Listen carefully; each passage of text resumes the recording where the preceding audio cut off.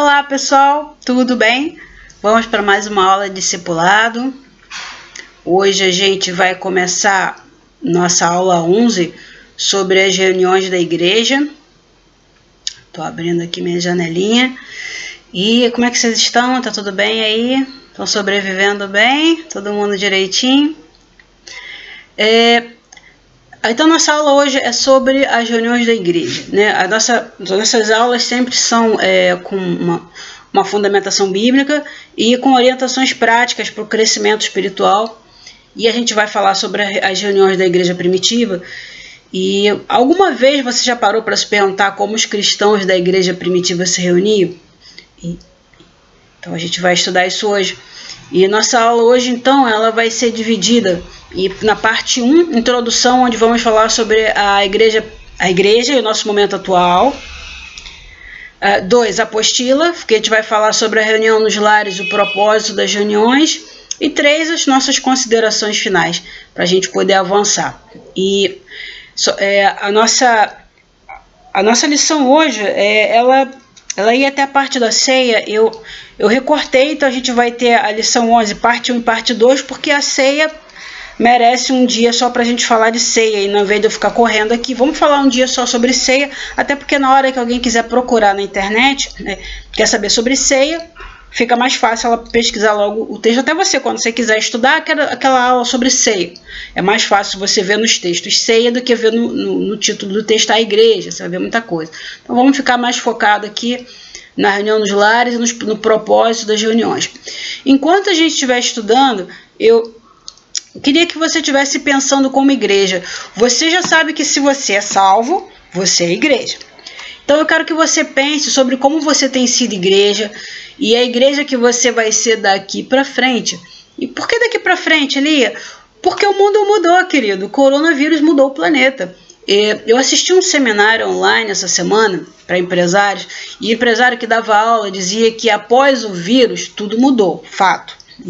Mas depois do vírus ele falou 3 coisas que a gente vai precisar. Ele falou, olha, depois do vírus vamos precisar, reconstruir a economia, reinventar mercados e vamos precisar de empreendedores renascidos. Opa! Eu vou ficar com você aqui, vou te ajudar nisso. Nós somos igrejas, tamo junto. Então, se o mundo precisa de gente renascida, tá falando com a gente. Tá falando com quem? Tá falando com a gente. E nesse seminário, foi dito àqueles empresários que você não pode viver como um avestruz que fica a cabeça na areia quando tá com medo, né? E a gente não pode viver assim. Apesar de ser um mito, né? O avestruz ele não faz isso. Outro dia eu explico, mas não é isso. Procura no Google, você vai ver que não é isso. Mas eu entendi a analogia. Então, será que basta nós sabermos que o nosso Deus é uma rocha inabalável? Será que basta, nesse momento, a gente está firmado na rocha? Eu creio que basta para nós, é o que a gente precisa, é o que é requerido de nós. Mas não para o mundo. Não para nós enquanto igreja. Porque o mundo está em trevas nesse momento. E a gente tem um trabalho a fazer. Temos algo a fazer com a igreja, existe para um propósito, e não é para vivermos as nossas próprias vidas, não é bem assim. No momento o Brasil estava comemorando o carnaval, no outro não podia mais sair de casa, né? O mundo está carente, gente, o mundo não está carente só de álcool, gel, respirador, vacina, medicamento, UTI, máscara, o mundo está carente de sentido. As pessoas não estão conseguindo entender o que está acontecendo, as coisas não têm sentido. Por isso, precisamos saber o sentido e o propósito das reuniões da igreja, para a gente poder chegar lá e falar, olha só, vem para a igreja que você vai entender muita coisa, porque Jesus é o caminho, a verdade e a vida. Ele que explica todas as coisas, mas vem que você vai ter toda uma comunidade que vai te abraçar. Se você mesmo não entende a função da igreja, por que e como ser igreja, esse convite não vai ter função, porque você não vai, quando a pessoa te perguntar, você não vai saber responder. Porque você talvez não saiba. Então, por isso, a gente não pode parecer que a gente está escondido, atrasado, alienado, com a cabeça escondida no buraco. Para quem gostava de dizer que o povo das igrejas era um povo alienado, Tá aí a gente usando rede, fazendo hangout, live, usando o Zoom, ferramenta de reunião para 50, 100 pessoas, brincando com as ferramentas digitais, né, usando celular, usando câmera 5D, quem tem, sabe? A tecnologia que tiver alcance.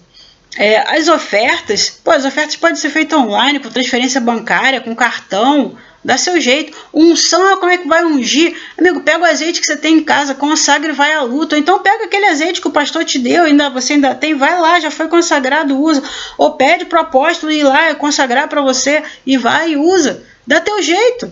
Não vai ser por falta de azeite que você vai ficar, né? Sem bênção, sem consagração. E é importante a gente ter essa capacidade de adaptação, porque o povo precisa saber que a gente faz culto com vírus ou sem vírus. Com tragédia ou sem tragédia, querida. A gente continua sendo igreja, a igreja não para. E é importante que a gente tenha capacidade de adaptação.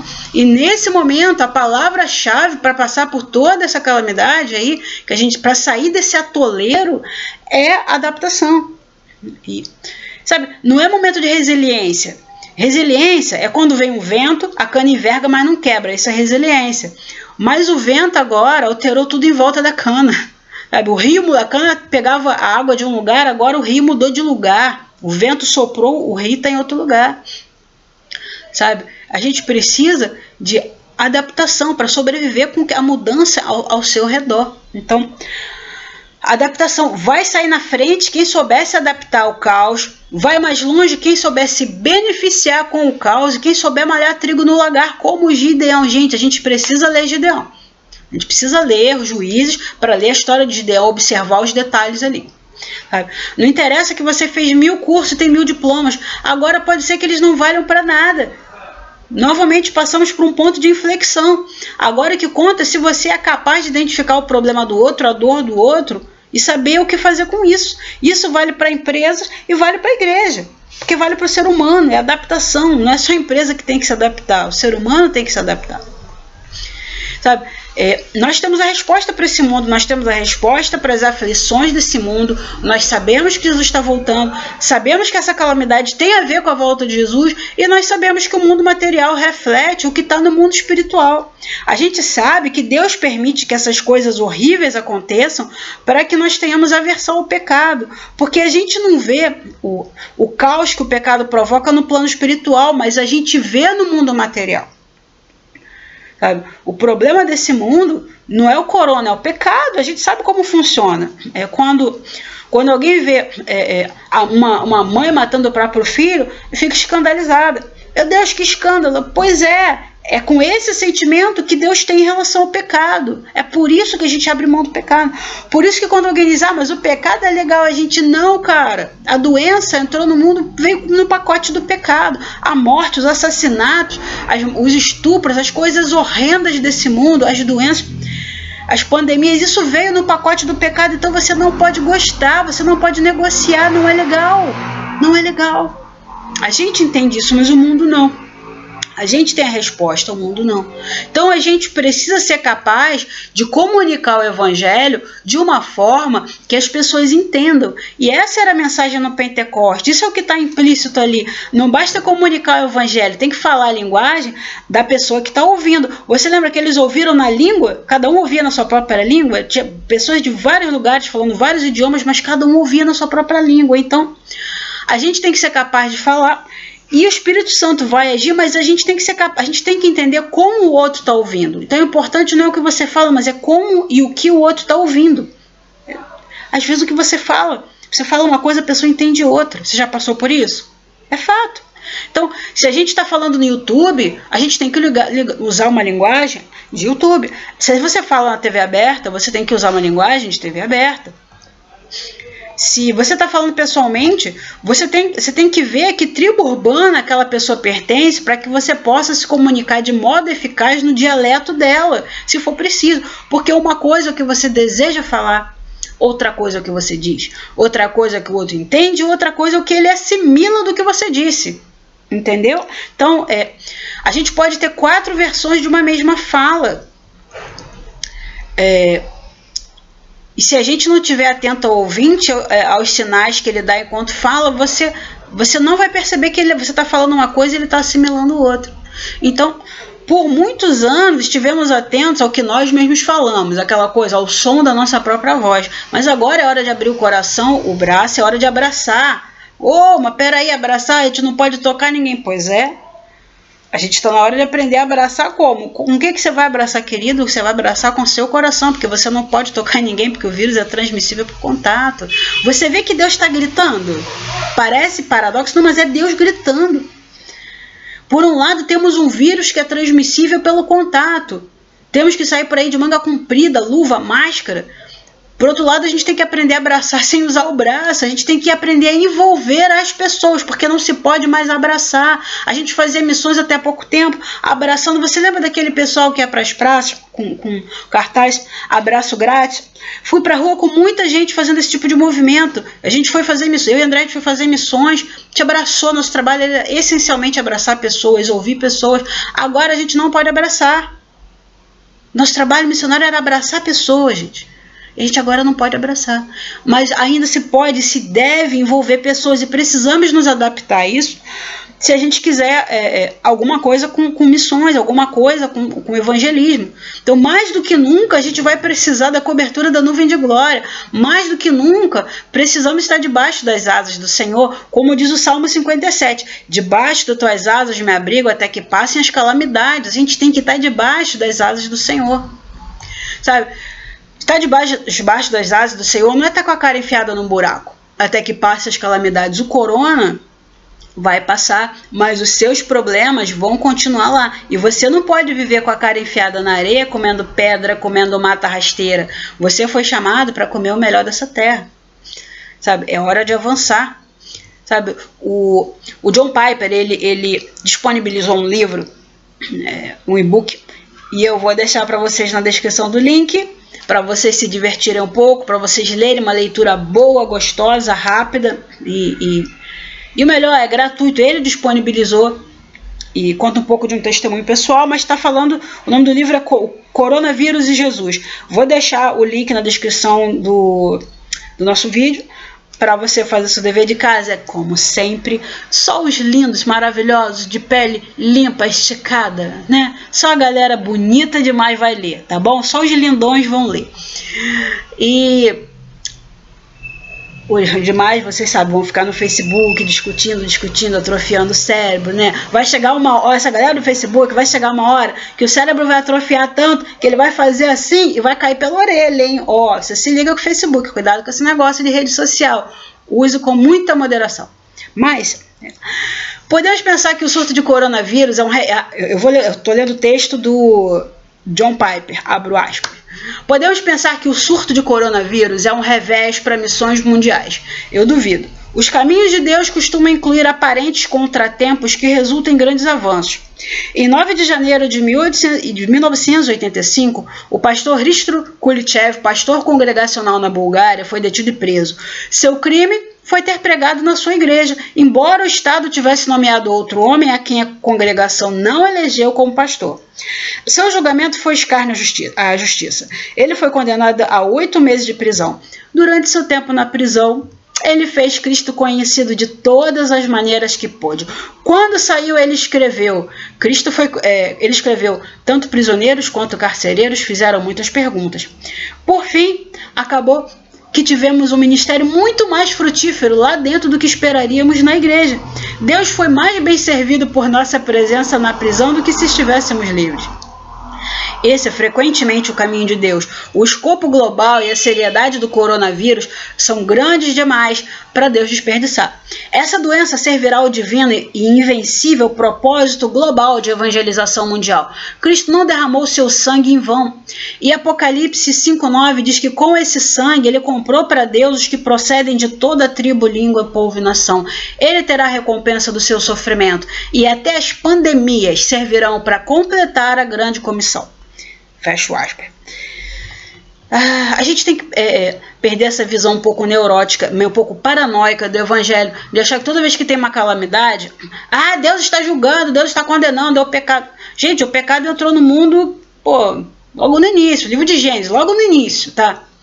Então, tudo bem, entrou o pecado, Deus está sempre mandando juízo, mas entenda, não vem com resposta pronta, entende o que Deus está falando, entende o que Deus está fazendo. Deus está julgando, Deus está julgando o Brasil muito antes de 2015, o juízo já veio, já decretou, já está executando o juízo, mas cara, entende que o juízo é para que haja um alinhamento com a palavra de Deus, e a palavra de Deus fala que Deus será conhecido em toda a terra. Então entenda as nuances do que Deus está fazendo. Sabe? O apóstolo Paulo, ele, 2 Coríntios 1, 8, 9, ele fala assim: porque não queremos, irmãos, que vocês fiquem sem saber que tipo de tribulação nos sobreveio na província da Ásia. Foi algo acima das nossas forças, a ponto de perdermos a esperança até da própria vida. De fato, tivemos em nós mesmos a sentença de morte, para que não confiássemos em nós mesmos e sim no Deus que ressuscita os mortos. O coronavírus prova que o homem não pode sequer conter a morte, que dirá ressuscitar os mortos, mas Deus pode. A igreja não fica encarcerada, querida, a igreja é convocada a um avanço estratégico em tempos de crise, sobretudo em confinamento. Paulo e Silas na prisão, eu e você na pandemia. O que vai estar escrito no livro da vida sobre a sua atuação sobre a pandemia? Porque você lembra que em Apocalipse fala que muitos livros foram abertos? E um deles era o livro da vida? Tem muitos livros. Um deles certamente vai ser o grande livro das pandemias e epidemias que Deus criou para que a palavra fosse espalhada. Pode ser, talvez. E aí, como ia ser? Como você vai reagir diante dessa santa convocação? Que estratégia você está usando para crescer? Para avançar com missões, com evangelismo? O que vai estar registrado lá no livro? Quais estratégias que você usou para crescer durante tempos de crise? O que você fez para brilhar? Nós estamos sendo requisitados a brilhar neste momento. Entenda isso, pensa nisso. Você é igreja, você está sendo chamado a brilhar. Por que eu sei? Porque o mundo está em trevas. Se o mundo está em trevas, você é luz. O que você tem que fazer? Brilhar. Então vamos lá? Vamos pegar nossa apostila, pensa nisso que eu falei. E lembrando, você pode ir curtindo o vídeo, se inscrever no canal para a gente atingir a meta de 1000 inscritos e compartilhar isso nas redes sociais. Tá? E compartilhando nas redes sociais, naquele status do WhatsApp também, que é muito legal. Tá? Compartilha em todas as redes que você tiver. Aí é um bom uso da rede social. O link do livro de John Piper eu vou deixar no link aqui na descrição aqui do vídeo. Então vamos lá. As reuniões da igreja, lição 11, página 73. As reuniões da igreja, no seu início, seguiam o padrão das reuniões que os judeus faziam nas sinagogas ou locais de reuniões. As sinagogas surgiram na época do desterro da Babilônia, depois que o templo de Salomão foi destruído. Vivendo no exílio, os judeus precisavam se reunir para estudar a lei e fazer suas orações e cânticos. E aqui eu quero destacar a atuação de Ezequiel e Jeremias, que começaram a preparar os judeus para o fato de que podiam adorar a Deus um templo e falavam: olha, Deus está aqui no teu coração, Deus ele é o Deus de toda a terra. Porque os judeus não entendiam, eles achavam que Deus ficava na caixinha, na arca, lembra disso, né? Ele, olha, Deus está no teu coração, é ali que Deus vive. Eles começaram a preparar e conseguiram preparar o povo para esse tempo. Então a atuação de Jeremias e Ezequiel foi assim um marco para essa mudança de mentalidade, para entender que Deus era onipotente, porque eles aliás, onipresente. Eles não entendiam Deus onipresente, eles achavam que Deus era Deus da terra de Canaã, logo Deus estava em Canaã, entendeu? Então quando eles foram para o exílio, imagina, a cabeça deles bugou. E outra coisa, antes do surgimento da igreja, Jesus e os seus discípulos, e até mesmo os apóstolos, se reuniam aos sábados na sinagoga da localidade, visto que havia várias sinagogas na mesma cidade.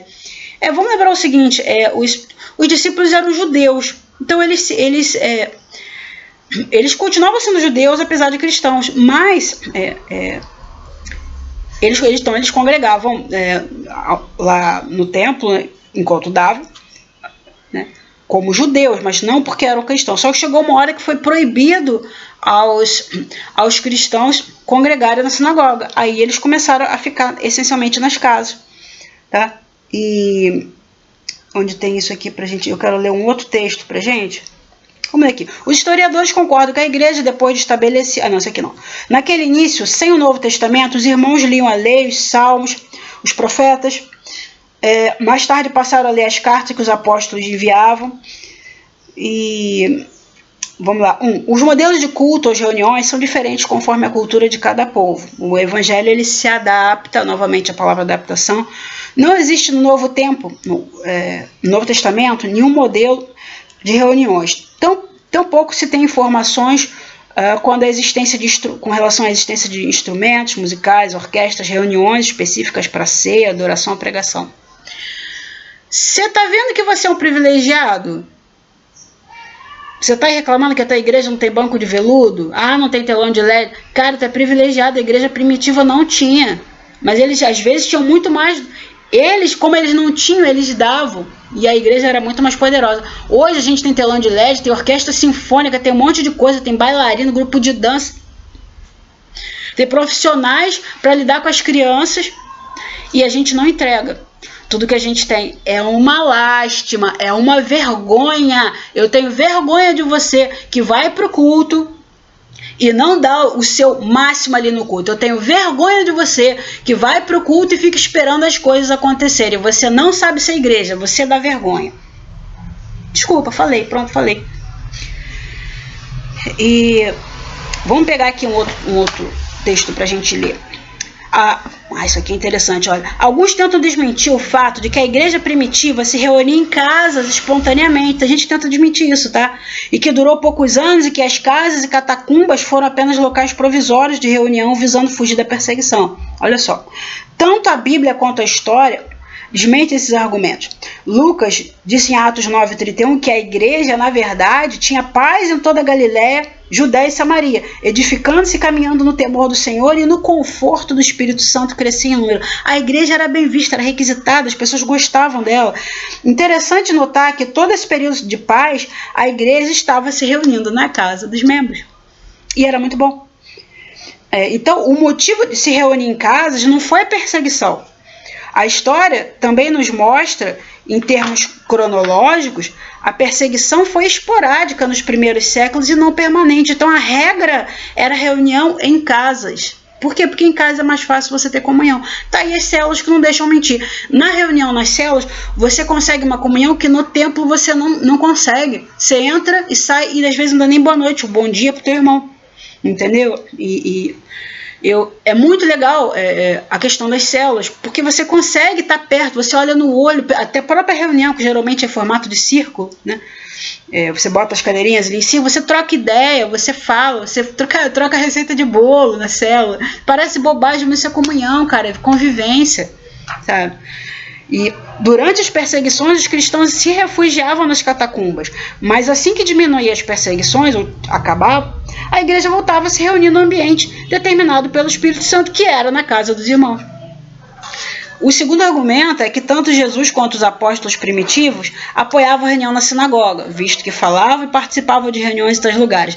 Dizem eles que o moderno templo, o católico ou evangélico, é algo derivado da sinagoga e que, sendo assim, o fato de Jesus e os apóstolos terem frequentado credencia os templos atuais como locais de reunião da igreja. Se é maduro para ouvir isso, irmão? Se não é, avança a fita. Avança a fita, gente, eu sou velha. Falei, agora me denunciei. Se é maduro para ouvir isso? Mas esse povo aí esquece que os judeus haviam determinado, conforme vemos em João 9:22, João 12:42, que se alguém se tornasse cristão, deveria ser expulso da sinagoga. Sinagoga é local de reunião de judeus, não de cristãos. Jesus e os apóstolos primitivos eram judeus, por isso participavam das reuniões dos judeus, da mesma forma que, com relação ao templo de Jerusalém, os cristãos primitivos iam às sinagogas com propósito evangelístico, como vemos em Atos 14:1, né, e Atos 18:4. Fala assim, não existe menção de reunião da igreja, no sentido de templo, ou acontecendo na sinagoga. Sinagoga e templo são culturas judaicas, você é cristão, é graça, sabe? Ou então cultura pagã, inclusive, não faz parte da igreja e do cristianismo primitivo. Os cristãos primitivos não iam a esses lugares e esses locais para a reunião da igreja, e sim utilizavam para propósitos específicos. Novamente vou falar, né? Você é o privilegiado. Você está numa igreja que que tem um espaço, que tem templo, que tem laje, que tem espaço. Gente, tem gente congregando hoje em buraco, em caverna. Você vê ali Janela 1040, já ouviu falar de Janela 1040, aqueles locais onde os países geralmente são comunistas e há perseguição do evangelho? Eles se reúnem onde dá. Eu conversei com um pastor, acho que do Islã, e ele... não lembro do qual país, é um desses países que você morre se pregar o evangelho. Ele tem uma igreja crescendo lá, se reúne na casa dele, uma coisa pequenininha, fechadinha, e sabe onde ele batiza? Ele tem um porão da casa dele, e ele fez um buraco na casa dele, e tem uma água, sabe verde limo? A água é verde. Pensa aquelas piscina de casa abandonada, que fica aquela água parada, verde escuro. Ali é a piscina de batismo. E o pessoal se batiza e sai alegre e contente porque pôde ser batizado, meu irmão. Hoje a gente tem igreja, tem um irmão outro que tem uma piscina, ou aluga um clube, ou tem igrejas que tem a piscina de batismo lá no próprio templo. Gente, levanta a mão para o céu, porque a gente está no Brasil, a gente tem acesso a isso tudo. Fica feliz. Você pode ter um templo específico, porque a gente teve um imperador louco chamado Constantino, que ele começou a liberar, na loucura, megalomania dele, ele começou a liberar que os cristãos tivessem propriedades e pudessem comprar propriedade, e então a gente passou a poder ter templo de novo. Meu irmão, isso é privilégio. Tem gente que vai dizer, isso é paganismo. Então não é, mas é privilégio, entenda, sabe, é Deus te dando, sabe, gente, como vou dizer, sabe, Deus te vestindo com seda pura, não é só algodão, linho fino, seda pura, é Deus te dando o melhor dessa terra para você congregar. Gente, a gente tem ar-condicionado, tem noção?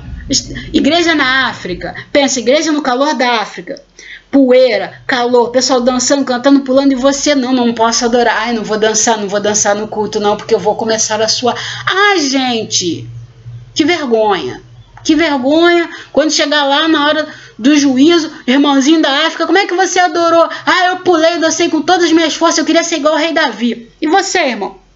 Ah, eu não tinha ar-condicionado, então não quis nem me mexer muito, eu fiquei aqui comedidamente. Ah, irmão, se você é pentecostal, se você é batista, eu não vou dizer nada, não é? Se você é pentecostal, que vergonha, vergonha. Então, seria tão estranho para os cristãos primitivos se reunirem em templos, como é estranho para alguns cristãos atuais se reunirem em casa. Hoje, se você fala de uma igreja em casa, todo mundo fala, que é isso? Mas naquela época, se você falasse para os crentes daquela época, eles se reúnem em templos, eles iam falar, mas como assim? Não é em casa? É cultura da época, adaptação. A gente pode adaptar. Gente, sabe, a gente está aproximando a vinda de Jesus. Deus quer te dar tudo, até conforto para você ouvir a igreja com ar-condicionado, porque a gente está num país tropical. Ai, que Deus lindo. E você é marrento, chato. Deus é lindo, gente. Seja lindo, porque Deus é lindo. Você tem que ser lindo e fofo, porque Jesus é lindo e fofo, caramba. Gente, ar-condicionado, a gente tem ar-condicionado, a gente tem cadeira, a gente tem piscina para ser batizado, aquele povo sendo batizado. Quando eu vi, eu não lembro, estou tentando lembrar o nome do pastor, quando eu vi aquela água cheia de lodo, cheia de limo, falei, Jesus, eu não entrava naquela piscina não, e o povo entrando, feliz, eu falei, Senhor, tem misericórdia de mim, que sou uma pessoa impura, fresca, dondoca, eu não entrava naquela água não, Senhor, tem misericórdia de mim, sabe? Então a gente tem que aprender a ser como Jesus, sabe? Tem que aprender a ter fibra, gente. Tem que aprender a ter fibra. Vamos lá. A necessidade de congregar pode se ver pelas páginas da história do livro de Atos, pelos escritos apostólicos e mais tarde nos registros da história da igreja, que congregar se tornou uma necessidade entre os irmãos, claro, é a nossa essência, né? Para compartilhar sua fé e demonstrar uns aos outros o amor de Cristo. Ora, veja. Igreja, cara, Deus é amor. Como igreja, a gente tem que expressar esse amor. Como é que vai expressar amor e comunhão à distância, se não for num relacionamento próximo, muito próximo entre os irmãos? Igreja, congregar. É para isso que você congrega. A igreja em Atos dos Apóstolos havia comunhão entre os irmãos. Os textos alguns textos falam que os primeiros convertidos estavam sempre juntos, comungando uns com os outros e comendo em refeições em conjunto. Eles comiam, não era só a ceia, não, eles comiam. Devia ser bom, é que crente gosta de comer, né? Cristão gosta de comer. E aqui falava, perseveravam na doutrina dos apóstolos, na comunhão, no partir do pão, nas orações. Atos 2:42. O partir do pão não era só na ceia, eles de fato comiam. Até porque, queridos, tinha escravos entre eles, tinha pobre, tinha gente que a única refeição que fazia, a única refeição do dia era quando estava ali junto da igreja. Então olha a importância, a gente que só era alimentado pela igreja, literalmente. E todos que creram estavam juntos e tinham tudo em comum. E numa sociedade agricultural, não tinha indústria, as pessoas viviam dos frutos da terra e do emprego do serviço público, a serviço de Roma. Então era fácil e comum se encontrarem na mesma praça, casa, local para falar, conversar. E então os irmãos se reuniam no pórtico do templo, ali na entrada do templo era comum. Eles tinham alguns locais assim que eles se encontravam pela cidade. E tinha essas reuniões nas casas, como nós falamos. Tinham reuniões em locais apropriados, que era um local esporádico, mas que dava, né, que eu vou ler aqui. No decorrer dos séculos, essa é a página 75. No decorrer dos séculos, porém, os irmãos usaram da liberdade para construir salões maiores de reuniões, facilitando a vida da igreja. E hoje, por exemplo, em algumas cidades brasileiras, é possível se reunir em minúsculos apartamentos, ou maioria das casas, né, e tem muita coisa. A igreja tem capacidade de adaptação e a gente precisa disso. Tá? E as reuniões da igreja? Como foi mencionado anteriormente, cada igreja em cada localidade ou país se reúne e cultua a Deus conforme a sua cultura. As únicas coisas que não são culturais são a celebração da ceia, em que o pão e o vinho são servidos como memorial da morte e ressurreição de Cristo, e batismo. Isso não se mexe, isso não se toca. Tá? E essas são as únicas instituições da igreja estabelecidas como ensinamento de Cristo. É o que Cristo pediu, é o basicão que funciona. Então, culto público, reunião de oração, reuniões evangelísticas, reuniões de missionários, reunião de ensinamento, de doutrinação, ou qualquer outro tipo de reunião, constitui-se em métodos adotados pelas igrejas para cumprir seu propósito na terra, mas não devem ser tidos como regra para todos. Cada igreja local, no entanto, não pode dispensar a realização da reunião ágape ou da ceia do Senhor. A reunião ágape é reunião de amor, que é a comunhão, é o nosso culto. Tá? E eu vou parar aqui, porque daqui para frente a apostila fala da ceia. E para fins didáticos eu vou separar essa aula e vamos ter uma aula 11, parte 2, que é a parte da ceia. E a gente vai fechar aqui a apostila para a gente fechar a nossa aula. E agora pra gente fechar, vamos lançar umas flechas de vitória aqui, eu tô de arqueira hoje. A igreja se reúne onde é possível. Sempre tivemos uma grande capacidade de adaptação graças ao Espírito Santo e graças àqueles que ouviram e deram liberdade ao Espírito Santo.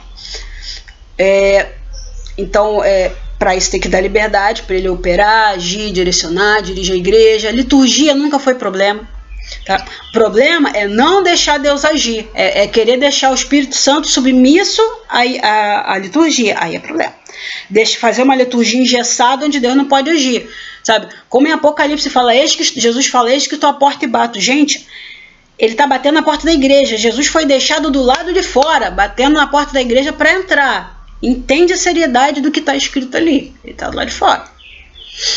O Espírito Santo, ele é comparado ao vento que sopra, não sabe de onde vem nem para onde vai. Mas aí o Espírito Santo resolve mudar e as pessoas se ofendem. Mudou o esquema, fiquei ofendido. Não, mas o formato do culto é abertura com oração, aí vem louvor, aí vem oração da família, aí vem depois... Gente, Deus faz o que ele quiser, como ele quiser. Se não quiser ter oração nenhuma, não vai ter. Se não quiser ter palavra, não vai ter. Se for só louvor, vai ser. Se não tiver louvor nenhum, não vai ter.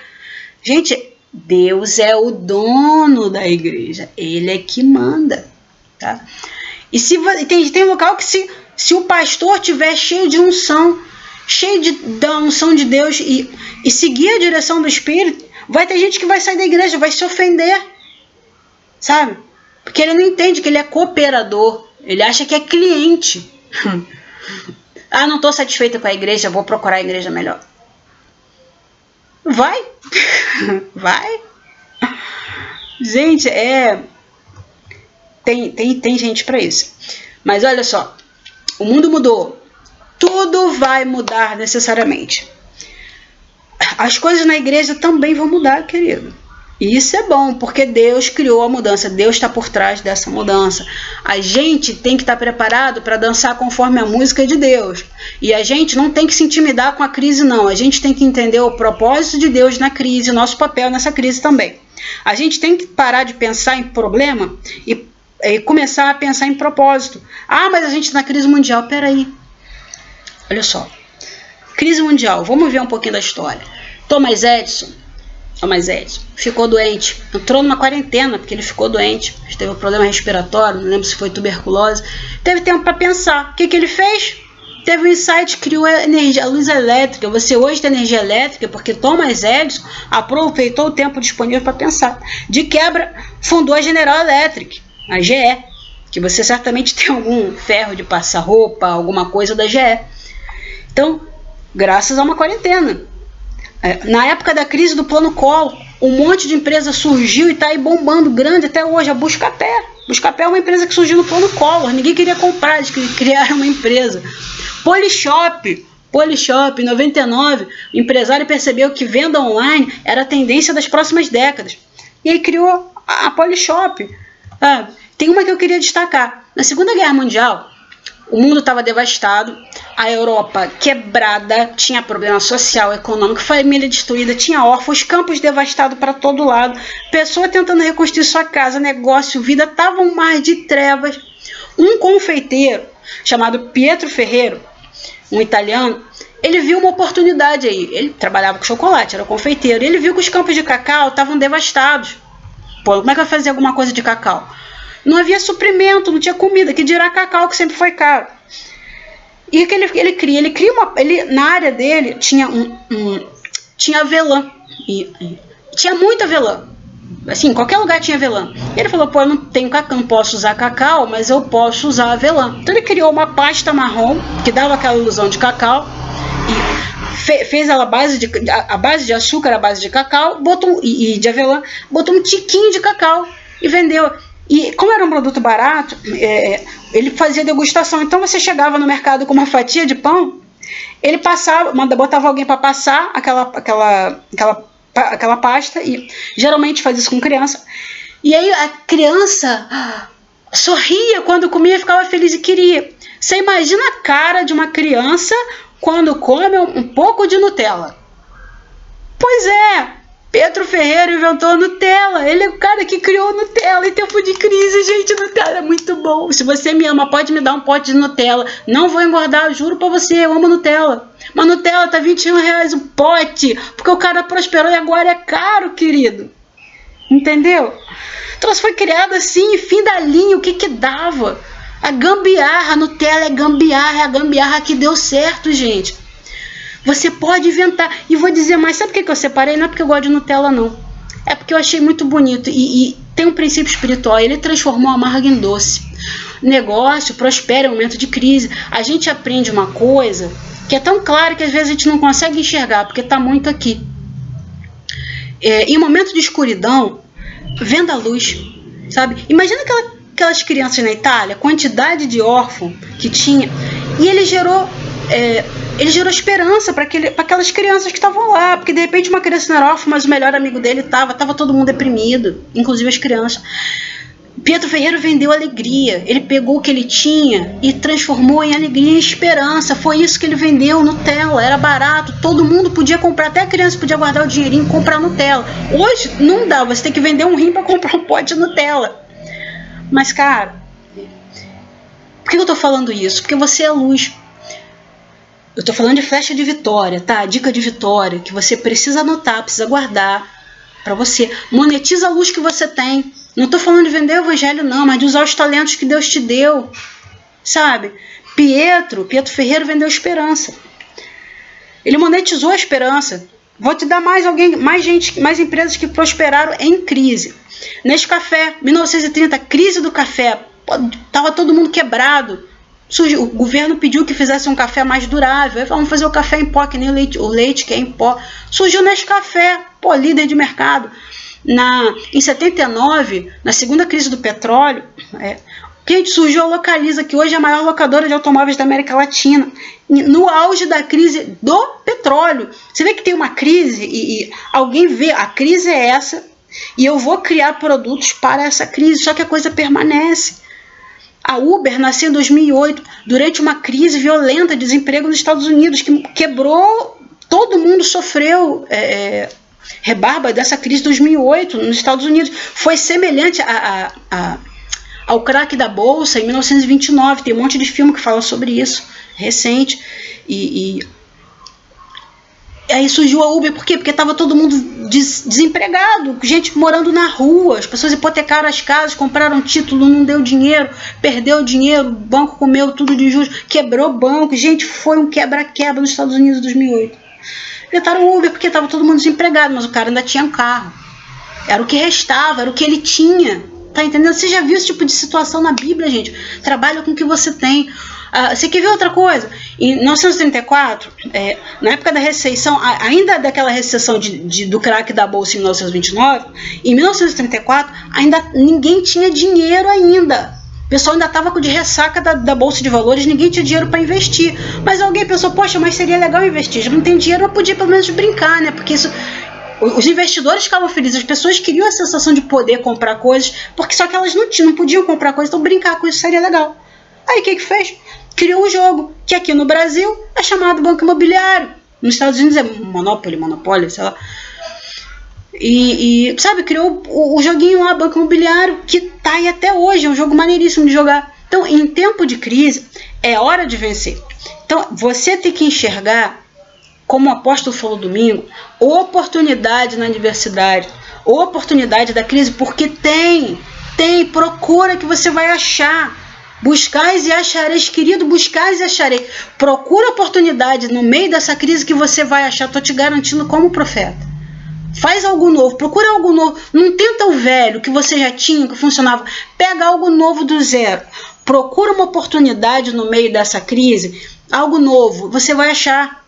Talvez você até mude todo o seu ramo de trabalho, sua área de atuação.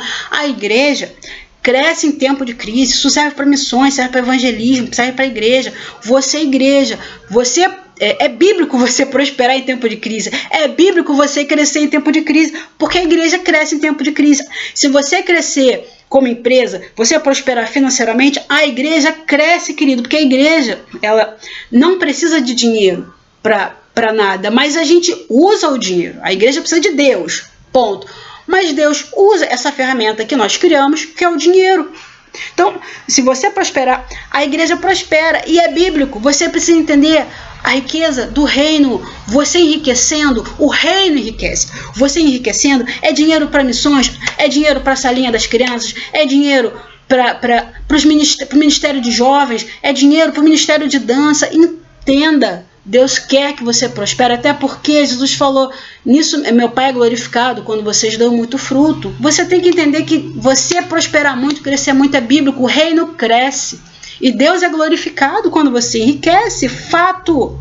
Não cai nessa religiosidade medieval de achar que o crente piedoso é o crente pobre, flagelado. Foi tempo, são tempos que acontece que a igreja passa dificuldade, mas não tem que ser o seu tempo. Tá? Vou falar mais uma coisa. A viúva de Sarepta vendeu o azeite que ela tinha para sobreviver. Se ela fosse uma pessoa religiosa, não ia vender, porque Deus fez o azeite, multiplicou o azeite, fez o milagre. Eu não posso tocar nas coisas santas, não posso vender. Deus fez o milagre para eu consumir o azeite. Não, filha, ela foi esperta. Ela multiplicou o azeite que Deus deu para ela. Você pode multiplicar seus talentos. Você tem uma área de atuação, você pode abrir um leque com mais 5 áreas de atuação. Entendeu? Vende o teu azeite. Pietro Ferreiro vendeu esperança. Na verdade, era pasta de avelã, mas ele envelopou a esperança e vendeu embalagem. Você precisa aprender a vender embalagem. Coca-Cola vende refrigerante? Não, ela vende um mundo melhor. BMW vende carro? Não, BMW vende status, querido. Louis Vuitton, cada bolsa da Louis Vuitton é o preço de um carro. 20 mil, um porta-níqueis, e tem fila para comprar. Eles fazem produtos de série limitada, e tem fila para comprar. Louis Vuitton vende luxo, vende exclusividade. Então, Você precisa entender essas coisas. Eu e você precisamos entender essas coisas. E a gente precisa se alinhar, porque essa é a flecha de vitória pra gente. Quando o apóstolo pregou domingo, eu falei, caramba, André. Quando ele chegou, eu falei, André, olha só. Tá aqui anotado, eu anotei. A adversidade, sabe? Tempo de crise, prosperar em tempo de crise, prosperar em tempo de adversidade. Ouve a palavra do seu apóstolo. Ouve a palavra do teu profeta. Sabe? Ouve. Deus está falando, Deus está gritando. Prospera. Haja prosperidade. Você que vai falar agora, haja prosperidade. Cadê o teu azeite? Qual é o teu azeite? O que você vende? Não fica tentando vender produto. Não fica tentando prosperar em cima de produto. Vende a luz que Deus te deu. Qual é o teu dom? Teu dom é o amor. Teu dom é a paz. Teu dom é o relacionamento, é a comunhão, é a sabedoria. Usa o que você tem, que você vai prosperar, seja financeiramente, seja em qualquer outra área, inclusive na própria igreja. Use o seu dom, porque agora é necessário que você brilhe. É necessário que você brilhe. Você está sendo requisitado a brilhar agora. Amém? Um grande abraço, querido. Graça e paz.